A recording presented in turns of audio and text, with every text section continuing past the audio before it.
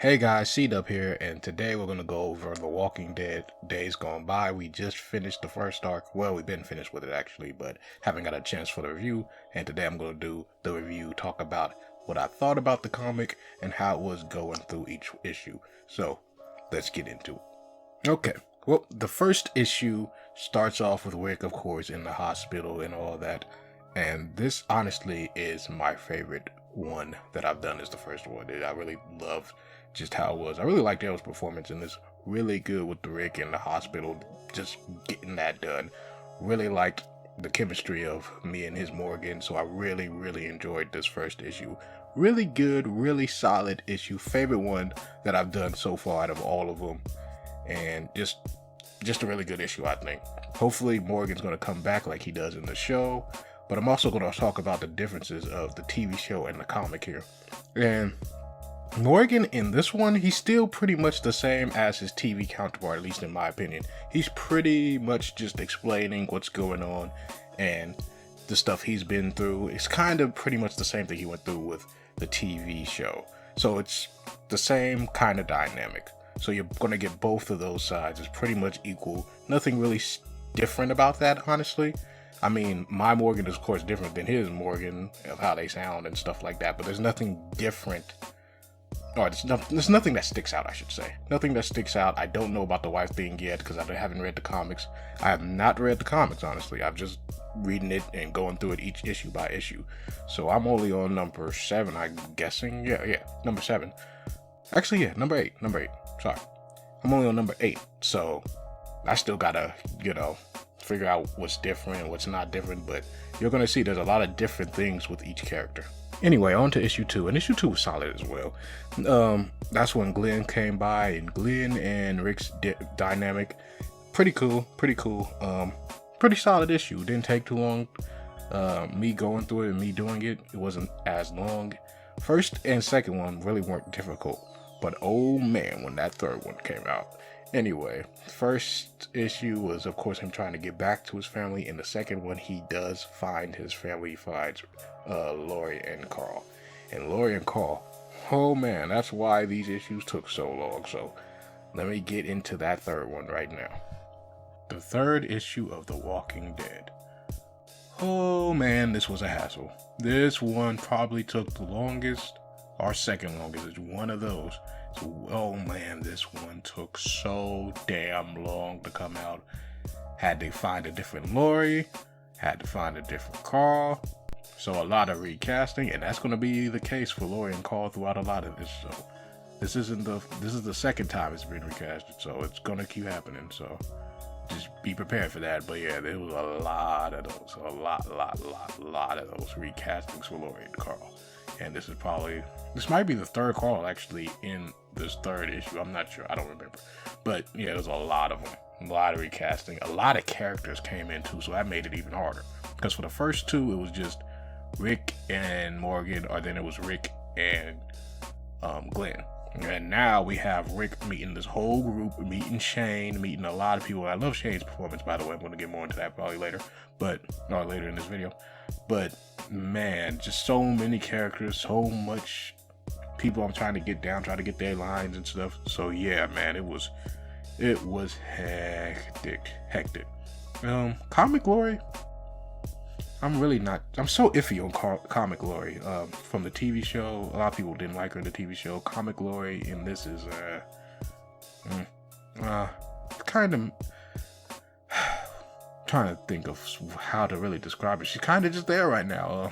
Maybe she gets more, interesting in other issues and stuff. But right now, she's kind of just there and going through it. I mean, of course, they have a little storyline with Shane and stuff going on, and they're hinting at Shane and Lori in this. In the fourth one, you really know something happening, but you know that it seems like Shane and Lori might have something, or Shane is up to something. That's pretty much what we know we got from issue 3, is that Shane is up to something just from that ending.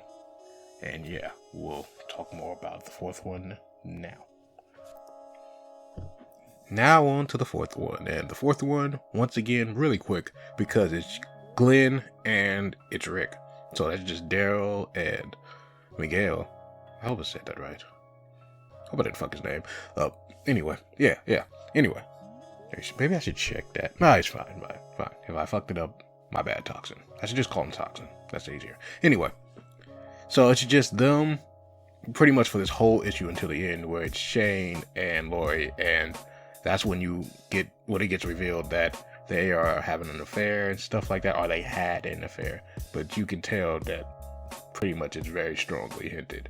So yeah, they had an affair when Rick, of course, was in the coma and stuff. And this is very reminiscent of the time that in the TV show when I think it was Glenn and Rick, and they had to go back to, I think, free, what's the dude's name? Merle. Yeah, they had to go back and free Merle, and they had to bring Glenn back. But of course, there was more people there. In this one, it's just them. So, yeah, they had to go back and get some stuff. And of course, I don't think Lori was happy with that. I'm pretty sure she wasn't, trying to remember. But I don't think she was happy that he had to go back and try to find some more equipment and stuff. I think it was guns. Yeah, they were going back to get guns. That's right. And yeah, I don't think she was happy with that. But I mean, they kind of need guns, zombies and shit. So, you know. Anyway, yeah, the fourth one was really solid too. That's probably my second favorite one. Very solid, just quick to the point. It was a very easy issue to do. And that's pretty much, I think, how The Walking Dead is. It's like, if it's a shorter group, it's very easy. But man, when you start bringing all those people in, you know, it gets crazy. Even though nothing got as crazy as number 3 until issue 7, which will be in the next one, not this one. So yeah. Then on to issue 5. And issue 5 is when shit starts to hit the fan. I think Rick and Shane are arguing more. And I might as well get into Shane now, because Shane is very different from his TV counterpart. Shane is way more worried and scared about how this world has become. And Shane's one of my favorite characters in TV, just in TV general. I love Shane from Walking Dead, but his comic book character is completely different. It's not the same type of confident Shane. Shane is shook by how the world is now. Rick is more ready than Shane is for the new world. He's saying that we might not go back to normal. We might have to get adjusted to this. And Shane is like, no, the government will come in, it'll be fine, you know, and everything will go back to the way it was. And like I said, he's completely different. He's not as realistic as the other one. The other one in the TV show is ready to do what needs to be done. This Shane is more conservative and very scared. He's actually just scared. He's a scared Shane in this one. And I probably, if I had read the comic first before the show, I probably would have hated Shane. But the fact that I liked the TV character so much helps Shane out. But anyway, they go back and forth throughout this whole thing.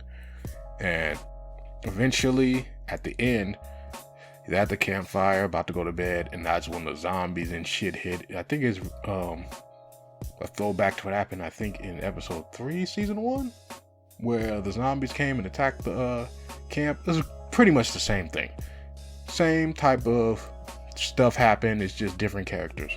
And yeah, that's when Jim gets bit too, and you know what happens to Jim anyway after getting bit. But let's go on to issue 6.